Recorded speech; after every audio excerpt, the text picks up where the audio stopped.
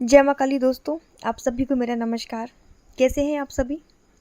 उम्मीद है आप सब स्वस्थ होंगे, खुशहाल होंगे। माता काली का आशीर्वाद और उनकी कृपा सदैव आप सब पर बनी रहे। आज के वीडियो में जो चर्चा का विषय है वो ये है कि ज़्यादा पूजा पाठ करने वाले लोग दुखी क्यों रहते हैं और जो पूजा पाठ बिल्कुल नहीं करते, जो नास्तिक हैं, वो सब सुखी हैं। तो ऐसा क्यों होता है? पूजा पाठ करने वाला व्यक्ति दुखी क्यों है? तो बहुत विस्तार से ये जानकारी, ये बात मैं आपको बताऊंगी। ये वीडियो देखने के बाद आपको आपके सारे प्रश्नों के उत्तर मिल जाएंगे, कोई प्रश्न आपके मन में शेष नहीं रहेगा। और उसके बाद जब भी कोई व्यक्ति आपसे बोलेगा कि आप इतना पूजा पाठ करते हो तो आप दुखी क्यों हो, तब आप उसको भी ये बात समझा पाएंगे कि इसके पीछे की वजह क्या है। वो वजह आप उसे बता पाएंगे। जो लोग मेरे से जुड़े हुए हैं, टेलीग्राम, व्हाट्सअप, यूट्यूब, बहुत जगह से लोग जुड़े हुए हैं, वो सभी मेरे से पूछते हैं कि हम तो इतना भक्ति भाव से, इतनी श्रद्धा से पूजा पाठ करते हैं, तब भी हमारे जीवन में कष्ट खत्म नहीं हो रहे, जबकि जब से पूजा शुरू किया कष्ट और ज़्यादा आने लगे। तो इसके पीछे वजह क्या है? देखिए, सबसे पहले बात तो ये है कि जो कर्म हमने किया है वो तो हमें भोगना ही पड़ेगा। आप चाहे पूजा पाठ करो चाहे मत करो। जो आपने पिछले जन्म में कर्म किए हैं वो, और कुछ जो इस जन्म में हमसे जाने अनजाने में हुए, वो कर्म प्रधान है। कर्म का हमें भुगतना ही पड़ेगा। इसलिए ये भी वजह होती है कि जब व्यक्ति ईश्वर की शरण में जाता है तो जो पाप उसके धीरे धीरे कटने वाले थे, जो पाप कटने का समय 10 साल का निश्चित हुआ हो मान लीजिए, तो क्या होता है, जैसे ही आप किसी ईश्वर की शरण में जाते हो, भक्ति से जुड़ते हो, मंत्र जप करते हो, तो ईश्वर बोलता है कि अब ये मेरी शरण में आ चुका है, अब फटाफट से इसके जितने भी दुख बच रहे हैं, जितने भी इसके पाप बच रहे हैं, वो सारे इसके ऊपर एक साथ डाल दो। उससे क्या होगा, पूजा पाठ आप करते हैं तो आपके पास और ज़्यादा परेशानी आती है। क्यों? क्योंकि ईश्वर बोलता है कि इसका पहले पाप का खाता खत्म करो। जब पाप का खाता खत्म होगा तब जाके आपके सुख के दिन आएंगे। और अगर कहीं ईश्वर ऐसा कर दे कि इधर आपका पाप चल रहा है और उधर वो आपको सुख दे दे, तो फिर जो पाप कर्म है वो आके बीच में अड़ंगा बनेंगे। इसलिए ईश्वर सबसे पहले आपके पाप कर्म को खत्म करता है। जितने भी आपके दुख हैं, जितने भी आपने पाप किए हैं, लोगों को सताया है पिछले जन्म में जाने अनजाने में, वो एक साथ आपके ऊपर ईश्वर डाल देता है। अब इधर आप पूजा पाठ करेंगे और उधर आप पे कष्ट आएंगे। तो जो पूजा पाठ की जो ऊर्जा है वो आपको शक्ति देगी, सहनशीलता देगी कि आप उन कष्ट को झेल पाए। इसीलिए पूजा पाठ करने से आपके जीवन में कष्ट आते हैं, क्योंकि ईश्वर बोलता है कि ये अब सब बर्दाश्त कर जाएगा, क्योंकि इसने मुझे पकड़ लिया है, मेरे चरणों को पकड़ लिया है। तो एक वजह ये होती है। और एक कहानी और मैं आपको बताती हूँ कि दो लोग थे, जिसमें से एक जो व्यक्ति था, दोनों एक ही आश्रम में रहते थे, और एक जो व्यक्ति था जो सत्संग में जाता था, कथाएं सुनता था, भगवत सुनता था, और दूसरा व्यक्ति जो था वो छल कपट, जुआ खेलना, शराब पीना, पराई स्त्री का संग करना, हर चीज़, हर कर्म वो करता था। अब एक दिन ये दोनों ही शाम के समय जब आश्रम में लौट रहे थे, तो जो पहला व्यक्ति था वो सत्संग से लौट रहा था और दूसरा व्यक्ति वैश्यालय से लौट रहा था। तभी अचानक से जो व्यक्ति सत्संग से लौट रहा था उसका रास्ते में अचानक से एक्सीडेंट हो गया और लोहे की एक छड़ उसके पैर में आर पार हो गई। और उसी दिन जो व्यक्ति वैश्यालय से लौट रहा था उसे जंगल के रास्ते में एक पोटली मिली जिसमें सोना चांदी जवाहरात थे। अब देखिए आप ईश्वर की लीला को, कि जो व्यक्ति वैश्यालय से लौट रहा है उसे खजाना मिल रहा है और जो सत्संग से लौट रहा है उसके पैर में सरिया लग गया। तो ये प्रभु की लीला है। अब कुछ समय बाद जो सत्संग वाला व्यक्ति था वो अपने गुरु के पास गया और उसने सारी घटना जो थी वो अपने गुरु को बताई। तब उसके गुरु ने अपने तप से ध्यान लगाया और अपने शिष्य को बताया कि जिस दिन तुम्हारे पैर में ये लोहे का सरिया आर पार हुआ था ना, उस दिन तुम्हारी दुर्घटना से आकस्मिक मृत्यु होनी थी।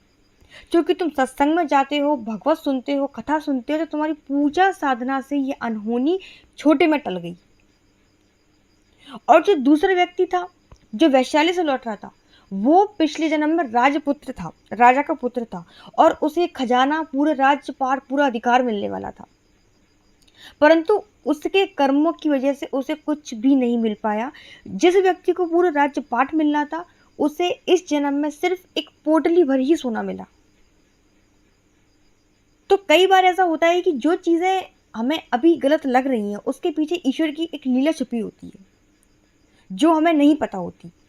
आपके ऊपर जब भी कोई संकट आए तब आप समझ लीजिए कि ये एक बहुत बड़ी अनहोनी थी जो ईश्वर ने छोटे में टाल दी। अब दूसरी बात ये होती है कि जो नास्तिक होते हैं, जो पूजा पाठ नहीं करते, उन्हें भगवान से कोई मतलब नहीं होता।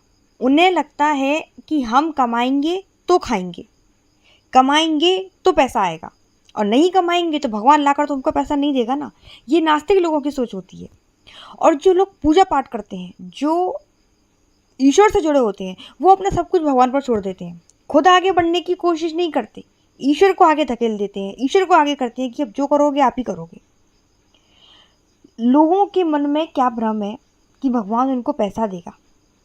अगर वो पूजा पाठ करेंगे तो उनको गड़ा हुआ धन मिल जाएगा, रास्ते में जंगल में जाएंगे तो उनको पैसे मिल जाएंगे पड़े हुए, जिसमें से थोड़ा सा पुण्य हम भगवान को कर देंगे और पूरा हम खुद रख लेंगे।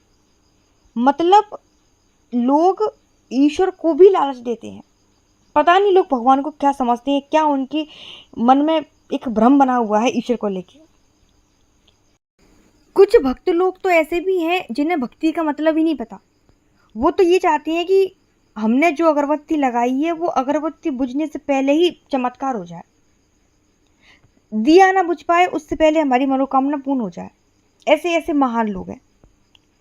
तो लोगों के मन में ये भ्रम बना हुआ है, उनने अपने मन में एक फिल्म बना ली है कि ईश्वर हमारे अकॉर्डिंग चले, हम पूजा पाठ कर रहे हैं तो ईश्वर हमारा काम करे।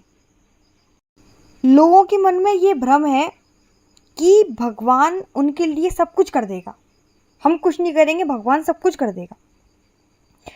उन लोगों को पता ही नहीं है कि भगवान ईश्वर उनकी मदद कैसे करता है। देखिए, भगवान जब आपकी मदद करते हैं तो वो आपको बरकत देते हैं। कर्म आपको ही करना पड़ेगा। ऐसा नहीं होगा कि आप घर में बैठे रहोगे तो आपके घर में राशन भर जाएगा। कर्म करना पड़ेगा आपको। मान लीजिए आपके घर में महीने का 10,000 रुपये आता है, और जब आप पूजा नहीं करते थे तब वो पैसा कब आया और कब गया कुछ नहीं पता। लेकिन जब आप ईश्वर की पूजा करते हैं तो ईश्वर आपको बरकत देता है, तो वो पैसा रुकने लगता है, जमा होने लगता है। जो आटा आपके घर में 15 दिन चलता था वो अब 1 महीना चलता है ईश्वर की बरकत की वजह से। जो पैसा बीमारियों में लगता था वो अब रुकने लगा। तो ये इस तरीके से ईश्वर आपकी मदद करता है। बहुत बहुत बुरा लगता है मुझे ये जानकर कि लोग ईश्वर को अपने स्वार्थ के लिए पूजते हैं। निस्वार्थ भक्ति तो वो कर ही नहीं सकते। हर चीज़ में उनका स्वार्थ है। आप ये हमारा काम करो तो हम आपको ये प्रसाद देंगे, आप ही हमारा करो तो हम आपको ये करेंगे। हर चीज़ में ईश्वर को लालच देते हैं। अरे भाई, ईश्वर को आपसे कुछ नहीं चाहिए, आप क्या उनको दोगे? वो जो खुद आपको खिला रहे हैं, जो पूरे जगत को खिला रहे हैं, उन्हें आप क्या दोगे? इसलिए भक्ति का मतलब समझिए। लोगों को नहीं पता कि हम क्या कर रहे हैं। और एक कारण ये भी होता है कि आप सही मार्ग पर हैं, हर चीज़ सही चल रही है, तो आप उस टाइम तसल्ली रखिए कि ईश्वर आपकी परीक्षा ले रहा है। ईश्वर आपकी परीक्षाएं भी लेते हैं कृपा करने से पहले, क्योंकि ऐसा होता है कि जब ईश्वर आपको कष्ट दे रहे हैं, आपको तकलीफ़ दे रहे हैं, तो उसका मतलब ये है कि वो ये देखना चाह रहे हैं कि जब इसके जीवन में संकट आया तो क्या ये मुझे भूल गया, क्या इसने मेरा नाम नहीं लिया। तो ईश्वर आपका टेस्ट भी लेते हैं। जब आप फर्स्ट क्लास पास करोगे तभी तो सेकंड में पहुँचोगे। भक्ति का पहला चरण जब आपसे पास होगा तभी तो आप दूसरे चरण पर पहुँचोगे। तो ये भक्ति चरण के मार्ग हैं जिन्हें आपको पार करना होता है, और ईश्वर की कृपा तभी मिलती है। आग में तपोगे तो ही सोना बनोगे। तो आशा है आपको ये जानकारी अच्छी लगी होगी। आज के लिए इतना ही। वीडियो अगर आपको अच्छा लगे तो वीडियो को लाइक ज़रूर करिएगा। उम्मीद है ये पूरी जानकारी आपको अच्छे से सब समझ में आ गई होगी। भक्ति का मतलब समझ में आ गया होगा, परीक्षाएं क्यों होती हैं उसका मतलब आपको समझ में आ गया होगा। तो वीडियो को लाइक ज़रूर करिएगा। कमेंट में जय माता दी सभी को लिखना है, और आप हमारे टेलीग्राम ग्रुप से जुड़ सकते हैं, उसका लिंक मैं आपको डिस्क्रिप्शन में दे दूँगी। जय माता दी।